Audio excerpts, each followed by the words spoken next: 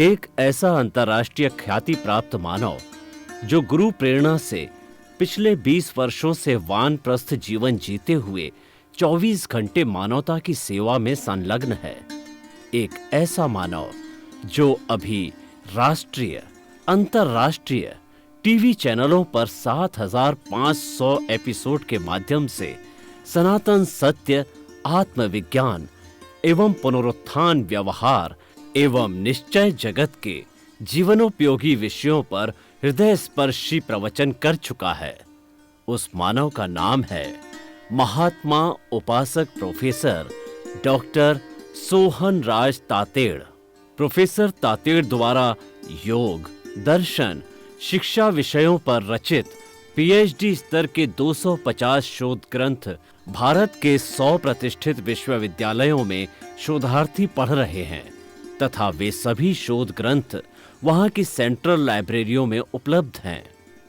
महात्मा सोहन राज ने अभी तक हजारों स्कूलों, कॉलेजों, विश्वविद्यालयों एवं संस्थाओं में सेमिनार, वर्कशॉप, कैंप लगाकर लाखों विद्यार्थियों को योग, दर्शन, शिक्षा का प्रशिक्षण देकर उन्हें सुसंस्कारित किया।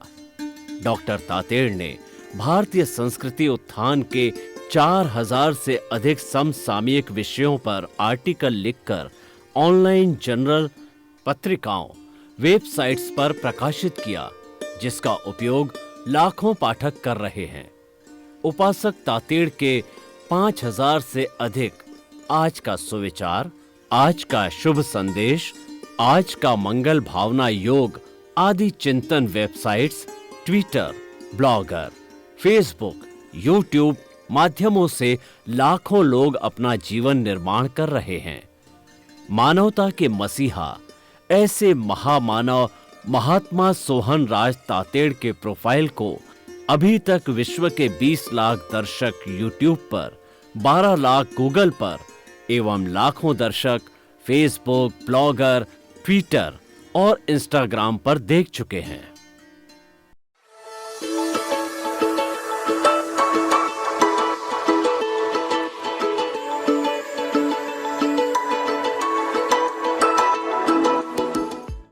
आइए, सुनिए, देखिए, समझिए सनातन सत्य। जैसी दृष्टि वैसी सृष्टि, दृष्टि विज्ञान, कुदरत, कुदरती रचना एवं कुदरत के कानून से शाश्वत सुख की प्राप्ति।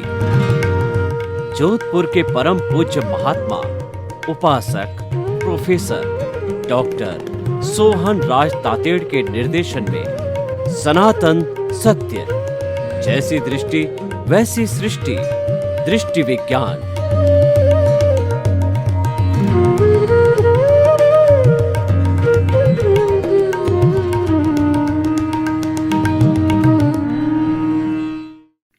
भाई और बहनों, मातृशक्ति को नमन। स्टूडियो में आपका हार्दिक स्वागत है, अभिनंदन है, सत्कार है। आत्मविज्ञान, साइंस ऑफ द सोल के अंतर्गत हम आपको सही दृष्टि, सही सोच, राइट विजन, राइट थिंकिंग के तहत आपकी जो गलत विचारधारा है, जो आपकी रॉन्ग बिलीफ है, जो आपकी नकारात्मक सोच है, जो आपकी नेगेटिव थिंकिंग है, उसको हम पॉजिटिव के अंदर बदलते हैं, उसको हम सकारात्मक सोच में बदलते हैं और उसको हम राइट बिलीफ देते हैं। यही हमारा मुख्य उद्देश्य है, क्योंकि एक बार व्यक्ति को राइट बिलीफ मिल जाती है तो उसको एक राजपथ मिल जाता है, उसको एक दृष्टि मिल जाती है और उस दृष्टि को पाकर के वो अपने अच्छी सृष्टि का निर्माण कर सकता। हमारा उद्देश्य यही है कि व्यक्ति बदले और ये सारा कार्य हम अलग अलग एपिसोड्स के माध्यम से करते हैं।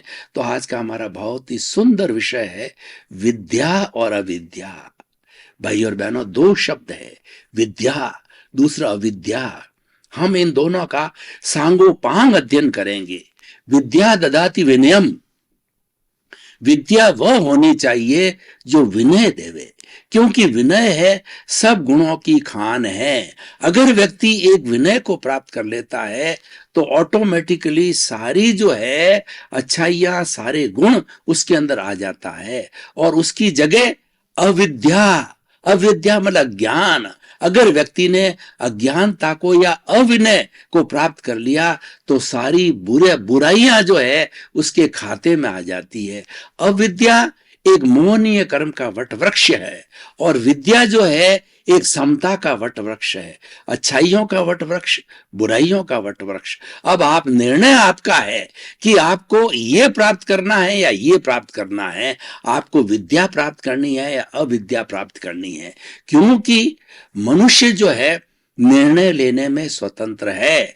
व्यक्ति इस सृष्टि का सर्वश्रेष्ठ प्राणी है और बहुत बड़ी तपस्या करने के बाद में मनुष्य जीवन मिलता है। लंबे समय तक तपस्या करने के बाद में यह पावन मनुष्य जीवन मिलता है। ये सर्वश्रेष्ठ जीवन क्यों है? इसका कारण यह है कि मनुष्य ही ऐसा व्यक्ति है जो हमारी भारतीय संस्कृति की जो पुरुषार्थ चतुष्ट है, काम, अर्थ, धर्म और मोक्ष, उसकी जो अंतिम मंजिल मोक्ष है, केवल मनुष्य योनि वाला ही प्राप्त कर सकता है। दूसरा नरक गति, तिर्यंच गति और देव गति वाला प्राप्त नहीं कर सकता। देव गति वाले वहां पे ऊंचे ऊंचे देव जो कि वैमानिक देव कहला जाते हैं, वो देव जो मोक्षगामी हैं, वो हमेशा भजना करते हैं, प्रार्थना करते हैं कि हम कब मनुष्य भाव के अंदर, यहाँ तो अभी हमारा मोक्ष बंद है, लेकिन सिमंदर स्वामी जो महाविद्य क्षेत्र में विराजते हैं तो वो भजना करते हैं कि सिमंदर स्वामी के चरणों के अंदर हम जन्म लेकर के और शीघ्र है वो मुक्ति को प्राप्त करें, सिद्ध बुद्ध मुक्त बने। तो भाई और बहनों, ये दो चीजें हैं, विद्या और अविद्या। विद्या को सामान्य बोलचाल की भाषा में हम शिक्षा कहते हैं, एजुकेशन कहते हैं। And education makes the man civilised. विद्या है वो व्यक्ति को जो है वो सुसंस्कृत बनाती है और अविद्या है वो व्यक्ति को दुष्संस्कृत बनाती है। अविद्या एक पशुत्व की बात है और विद्या है एक जो है मनुष्यत्व की बात है, देवत्व की बात है। इसीलिए विद्या की देवी जो सरस्वती है उसकी पूजा की जाती है। कोई भी बड़ा ज्ञान का अनुष्ठान किया जाता है तो ज्ञान की देवी, विद्या की देवी सरस्वती की जो है वो प्रार्थना की जाती है और दीपक जला करके और जो है उसका जो एक रूपक बनाया जाता है। दीपक इस बात का प्रतीक है, ज्ञान का प्रतीक है। घना अंधारा अंधेरा हो शताब्दियों का और उसके अंदर एक छोटा सा जो है मिट्टी का दिया जला दिया जाए तो घना अंधेरा तिमिर छट जाता है। उसी तरीके से हमारे जीवन के अंदर जो ये जो दिया है, ये जो दीपक है वो ज्ञान का प्रतीक है। दीपक हमारे भीतर अज्ञान को मिटाता है और दीपक स्व पर प्रकाशक है। और हमारे भीतर जो विराजमान शुद्ध आत्मा भगवान है वो स्वयं अनंत ज्ञान वाला है, अनंत दर्शन वाला है, अनंत शक्ति वाला है और अनंत सुख का धाम है। लेकिन चारों जो है ये घाती कर्म की चारों परतें गहन इसके ऊपर पड़ी है।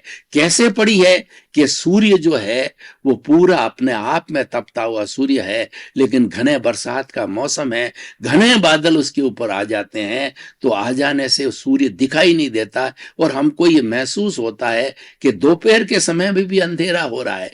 वास्तव में अंधेरा नहीं होता है, लेकिन वह जो है सूर्य के ऊपर बादल आ गए, जब ये छट जाते हैं, जो बादल है वो अज्ञान है और सूर्य है वो ज्ञान है। सूर्य आत्मा रूप में है और ये बादल है, चार पर्दे हैं, ज्ञानावर्णीय कर्म, दर्शनावर्णीय कर्म और उसके बाद के अंदर मोहनीय कर्म और अंतराय कर्म। जब ये घाती कर्म चारों हट जाते हैं तो ओ यानी वो अज्ञान के बादल हट जाते हैं तो ये पूर्ण रूप से प्रकाशित केवल ज्ञान रूपी सूर्य जो है प्रकाशित हो जाता है और वह व्यक्ति इस औदारिक शरीर के अंदर ईश्वर बन जाता है। वह जो जीवात्मा से अंतरात्मा और परमात्मा बन जाता है। केवल ज्ञान होते ही परमात्मा बन जाता है। केवल ज्ञान के पहले वीतराग होने पर ही जो है वो वीतराग 12वें गुणस्थान के अंदर जब आत्मा आ जाती है तो मानकर चलिए कि वह परमात्मा है, वंदनीय, स्तुत्य है और वह जो भजना करने योग्य है। तो भाई और बहनों, ये सब बातें विद्या की है और विद्या से विद्यालय बने हैं, महाविद्यालय बने हैं, विश्वविद्यालय बने हैं, क्योंकि ये व्यक्ति को सुसंस्कृत बनाते हैं और हर एक पेरेंट्स, हर व्यक्ति यह चाहता है कि मैं विद्यालय से विश्वविद्यालय की पढ़ाई करके विद्वान बनूं, सुसंस्कृत बनूं। भाई और बहनों, और विद्या को जो मैं प्रेजेंट करना चाहता हूं उसको ज्ञान के रूप में प्रेजेंट करना चाहता हूं। और जितने भी भारत के 55 तरह के धर्म दर्शन आज हम विश्वविद्यालयों के अंदर पढ़ाते हैं, वो सारे धर्म दर्शन जो कि आत्मा में विश्वास करते हैं, वो दुख का कारण अविद्या को मानते हैं, अज्ञान को मानते हैं, और सुख का कारण ज्ञान को मानते हैं। क्योंकि ज्ञान प्राप्त करने के बाद ही जो है हमारी आत्मा को सम्यक दर्शन मिलता है, मोक्ष की नींव लगती है, और स्नेह स्नेह वो पुरुषार्थ और जागृति के द्वारा धीरे धीरे जीवात्मा से अंतरात्मा बन के परमात्मा बन जाता है। तो मुख्य उसका जो बीज है, मुख्य उसकी जड़ है, वो विद्या यानी ज्ञान है। और अब हम अविद्या की बात कर लें थोड़ी। अविद्या का मतलब अज्ञान। अज्ञान पशुत्व के समान है। जो पशु होते हैं वो अज्ञानी होते हैं, क्योंकि उनको ज्यादा समझ नहीं होती है। उनके पास में डेवलप्ड इंद्रियां, डेवलप्ड मन, डेवलप्ड बुद्धि, डेवलप्ड चित्त और डेवलप्ड आत्मा नहीं रहती है। वो मात्र जो है वो खान पान तक ही सीमित रहते हैं। कहा भी गया है, कुकर सूकर करत है और खान पान रस भोग, तुलसी वृथा न कोई ये यतन भजने योग। ये पशु पक्षी बेचारे लिमिटेड बुद्धि वाले होते हैं, तो ये तो खान पान रस भोग तक सीमित है। लेकिन मनुष्य जो कि संपूर्ण डेवलप्ड चीजें हैं सारी, प्रभु उसके भीतर विराजमान हो गए हैं, तो वह अपने जो भीतर शक्ति विराजमान है उसका उसको एहसास होना चाहिए, उसका एक्सप्लोरेशन होना चाहिए, और उसके बारे में रिसर्च होनी चाहिए। जो करने लग जाता है, जागृति में आ जाता है, अपने स्वभाव में रमण करने का जब उसको इंटरेस्ट चालू हो जाता है, तो वो व्यक्ति ज्ञान को प्राप्त कर लेता है, और उसको ऐसे ज्ञानी मिल जाते हैं। देखिए, भीतर उत्कंठा होनी चाहिए। Where there is a will there is a way. व्यक्ति की जहां चाह है वहां राह है। चाह प्रकट होनी चाहिए, और अपने स्वभाव में रमण करने की जो चाह है, ये भी पूर्व जन्म के अंदर किए गए पुण्य कर्मों से हमको मिलती है। और पुण्य कर्मों का तो इतना प्रभाव है कि तीर्थंकर गोत्र का बंधन भी इस मनुष्य भव के अंदर पुण्य बंध होता है, और वो सबसे बड़ा पुण्य बंध है तीर्थंकर गोत्र का बंध होना। और वो गोत्र का बंध होने के कारण वो अगले भवों में, आने वाले भवों में जाकर के तीर्थंकर बनता है, भगवान बनता है, और 4 तीर्थों की स्थापना करता है। वो श्रावक श्राविका और साधु साध्वी और इस सृष्टि का सबसे महान व्यक्ति वो बन जाता है, वो आप्त पुरुष बन जाता है। क्योंकि वो जो है वो जन्म से ही जो है 3 ज्ञान लेके आता है, और दीक्षा लेने के बाद चौथा मन प्रयोग ज्ञान हो जाता है। और निश्चित रूप से भुवन भास्कर ज्ञान रूपी सूर्य उसके केवल ज्ञान उस जो है जन्म में अवश्य होता है। पूर्व जन्म के अंदर वो पुरुषार्थ करके जो है केवल दर्शन को प्राप्त कर लेता है। केवल दर्शन जो है प्राप्त होने के बाद के अंदर इस जन्म में पुरुषार्थ समाप्त हो जाता है, और वो तो जो पुण्य का बंध है उसके उदय काल से जो है उसको ये तीर्थंकर गोत्र जो है मिल जाता है, तीर्थंकर पद मिल जाता है। तो भाई और बहनों, हम बात करें थे अविद्या की। अविद्या अज्ञान है। अज्ञान क्या है? अज्ञान सबसे बड़ा राग द्वेष अज्ञान है। जो हमने 4 जो है ना, जो घाती कर्मों की बात करी है, इसमें सबसे पावरफुल है मोहनीय कर्म।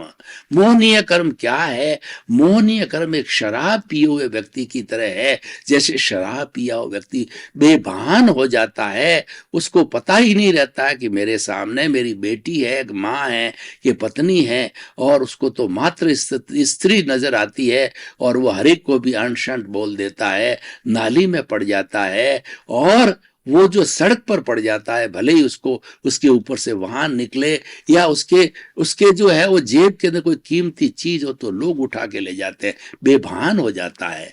तो ये मोहनीय कर्म का पर्दा बड़ा जबरदस्त पर्दा होता है। ये सबसे बड़ा घाती कर्म है। सबसे पहले इसको तोड़ना पड़ता है बाहर में गुणस्थान में। ये टूटता है तो पीछे तो बहुत सरल काम है। ज्ञानावर्णीय, दर्शनावर्णीय और अंतराय तो जो है परिणति है। ये तीन कर्म यानी मोहनीय कर्म टूट गया तो समझ लो सब कुछ हो गया काम हमारा। मोहनीय कर्म तोड़ना बहुत ही मुश्किल होता है।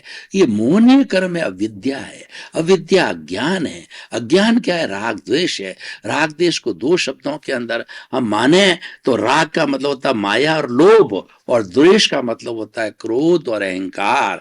एक शब्द करें तो कषाय। ये रंगा हुआ, ये कलर्ड है, ये अलग अलग रंग का इसको रंग दिया जाता है। और समता भाव होता है, वो अनाशक्ति होती है, वो कलरलेस होती है, क्योंकि वो तो उपेक्षा का भाव होता है। उसके अंदर कोई चाह नहीं रहती है। जो रंगा हुआ होता है उसमें चाह होती है। अनाशक्त व्यक्ति के लिए कहा गया है कि चाह गई, चिंता मिटी और मनुआ बेपरवाह, जिनको कुछ न चाहिए वही शहंशाह।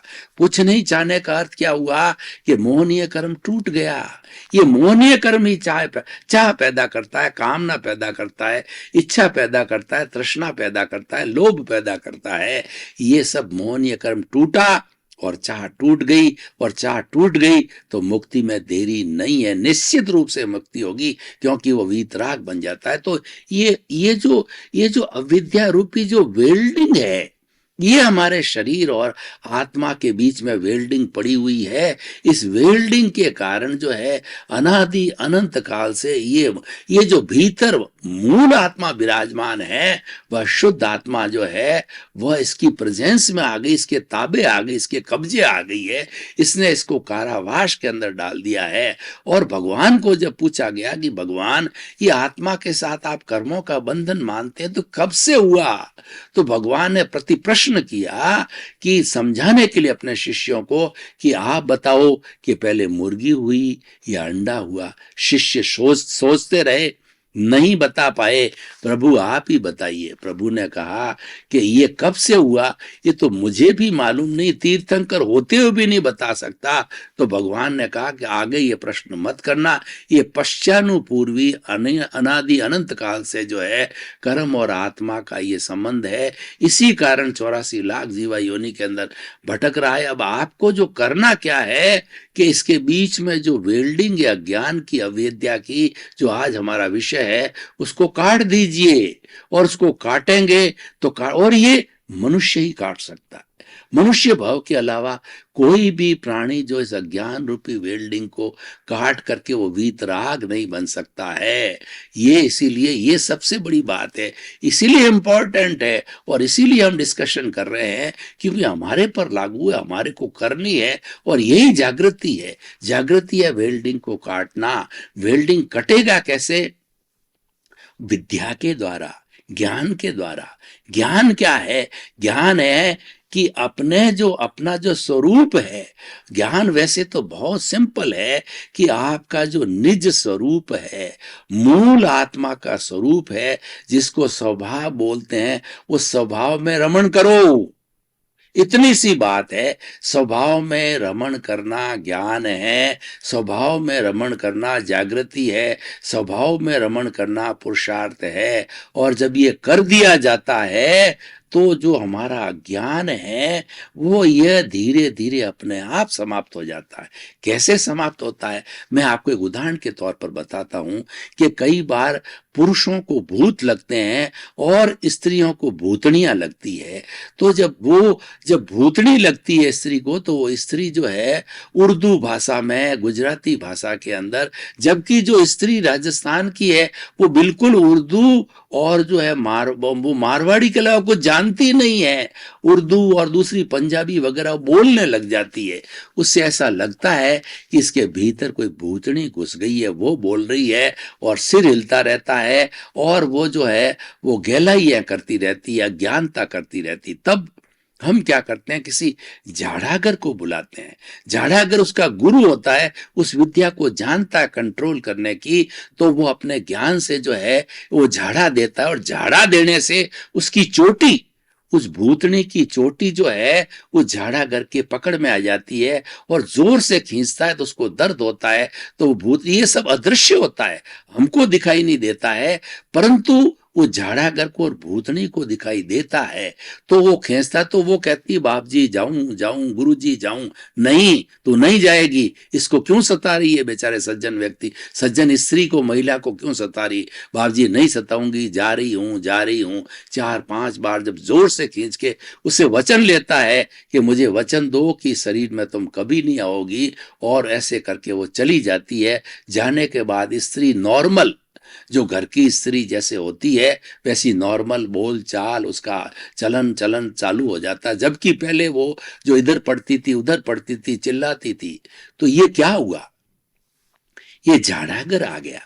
तो हमारा स्वभाव में रमण करना, ये झाड़ागर है, ये प्रेक्षा रूपी झाड़ागर है, ये प्रज्ञा रूपी झाड़ागर है। ये प्रज्ञा रूपी झाड़ागर जब आता है, प्रज्ञा हमें स्वभाव में रमण करवाती है। प्रज्ञा के हाजिर होते ही, प्रज्ञा जो है जादूगर है, प्रज्ञा जो है वो झाड़ागर है। तो उधर जो अविद्या रूपी राग द्वेष का कार्बन शरीर है, जो कि इस आत्मा के साथ में एक परमाणु पे असंख्य परमाणु जो है उस राग द्वेष के कार्बन शरीर के, कॉजल बॉडी के, लिंग शरीर के पड़े हुए होते हैं। तो वो धीरे धीरे जैसे कि भूतनी भागती है, वो शिथिल पड़ते हैं और भागने लग जाते हैं। तो निरंतर जब प्रज्ञा हाजिर होती है और वो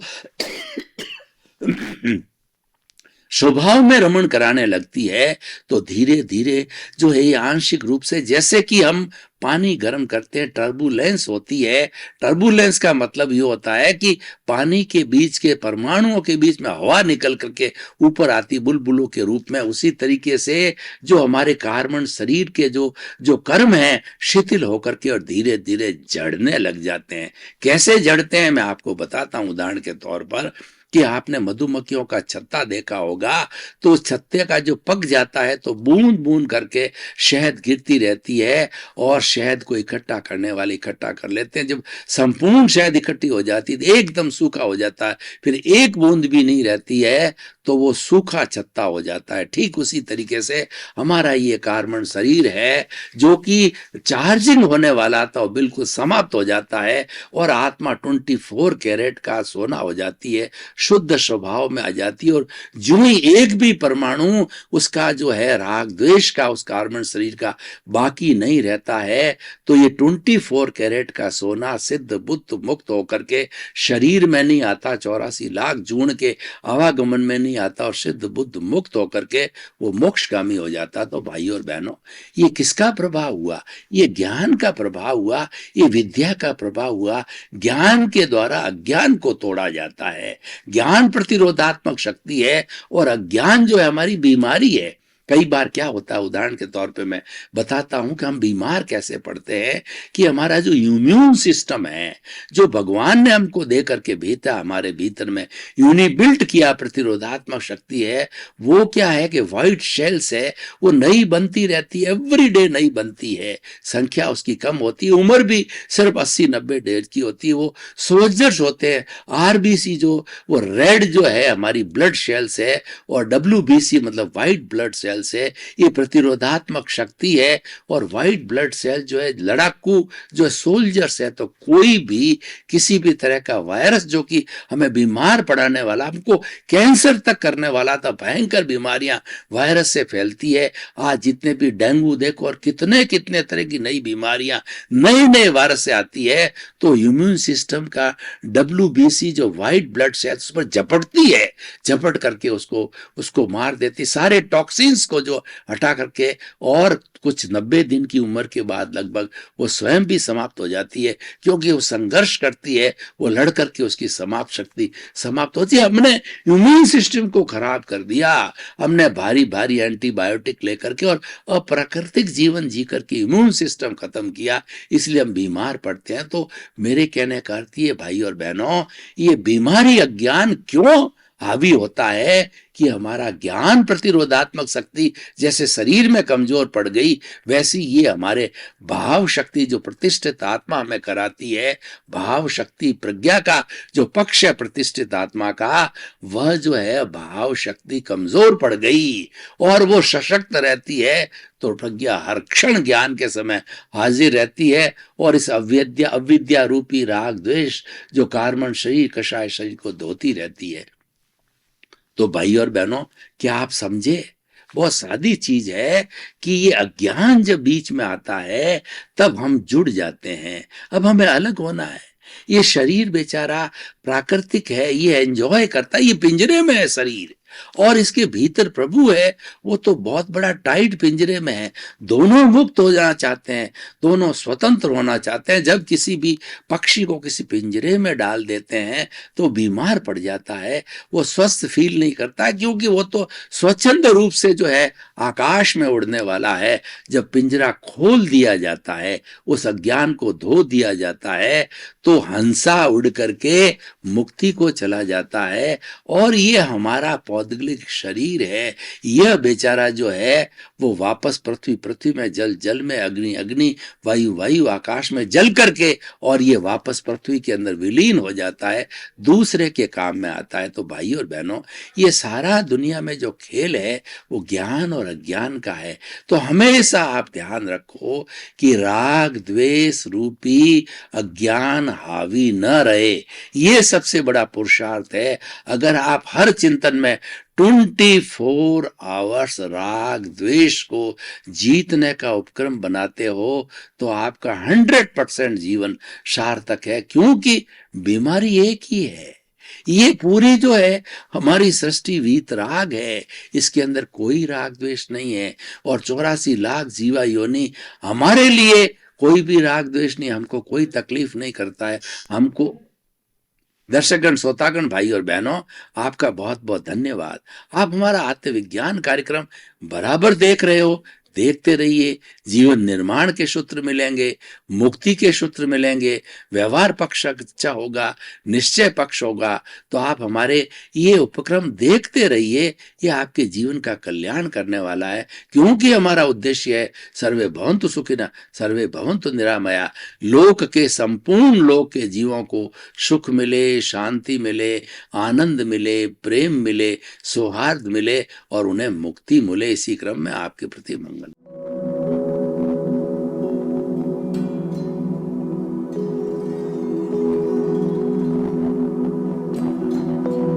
एक ऐसा अंतर्राष्ट्रीय ख्याति प्राप्त मानव जो गुरु प्रेरणा से पिछले 20 वर्षों से वानप्रस्थ जीवन जीते हुए 24 घंटे मानवता की सेवा में संलग्न है। एक ऐसा मानव जो अभी राष्ट्रीय, अंतर्राष्ट्रीय टीवी चैनलों पर 7,500 एपिसोड के माध्यम से सनातन सत्य, आत्मविज्ञान एवं पुनरुत्थान, व्यवहार एवं निश्चय जगत के जीवनोपयोगी विषयों पर हृदय स्पर्शी प्रवचन कर चुका है। उस मानव का नाम है महात्मा उपासक प्रोफेसर डॉक्टर सोहन राज तातेड़। प्रोफेसर तातेड़ द्वारा योग, दर्शन, शिक्षा विषयों पर रचित पीएचडी स्तर के 250 शोध ग्रंथ भारत के 100 प्रतिष्ठित विश्वविद्यालयों में शोधार्थी पढ़ रहे हैं तथा वे सभी शोध ग्रंथ वहां की सेंट्रल लाइब्रेरियों में उपलब्ध हैं। महात्मा सोहन राज ने अभी तक हजारों स्कूलों, कॉलेजों, विश्वविद्यालयों एवं संस्थाओं में सेमिनार, वर्कशॉप, कैंप लगाकर लाखों विद्यार्थियों को योग, दर्शन, शिक्षा का प्रशिक्षण देकर उन्हें सुसंस्कारित किया। डॉक्टर तातेड़ ने भारतीय संस्कृति उत्थान के 4000 से अधिक समसामयिक विषयों पर आर्टिकल लिखकर ऑनलाइन जर्नल, पत्रिकाओं, वेबसाइट्स पर प्रकाशित किया, जिसका उपयोग लाखों पाठक कर रहे हैं। उपासक तातेड़ के 5000 से अधिक आज का सुविचार, आज का शुभ संदेश, आज का मंगल भावना योग आदि चिंतन websites, Twitter, blogger, Facebook, YouTube माध्यमों से लाखों लोग अपना जीवन निर्माण कर रहे हैं। मानवता के मसीहा ऐसे महामानव महात्मा सोहन राज तातेड़ के प्रोफाइल को अभी तक विश्व के 20 लाख दर्शक यूट्यूब पर, 12 लाख गूगल पर एवं लाखों दर्शक फेसबुक, ब्लॉगर, ट्विटर और इंस्टाग्राम पर देख चुके हैं।